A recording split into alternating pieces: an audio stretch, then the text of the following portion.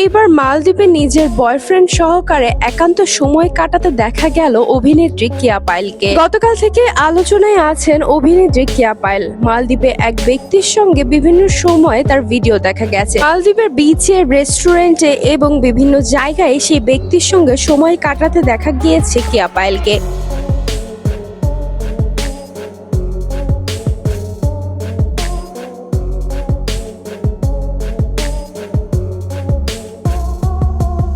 অনেকে আবার মন্তব্য করে বলছে যে ব্যক্তির সঙ্গে কেয়া পায়েলকে দেখা গিয়েছে সে তৌহিদ আফ্রিদির স্ত্রীর আপন মামাতো ভাই।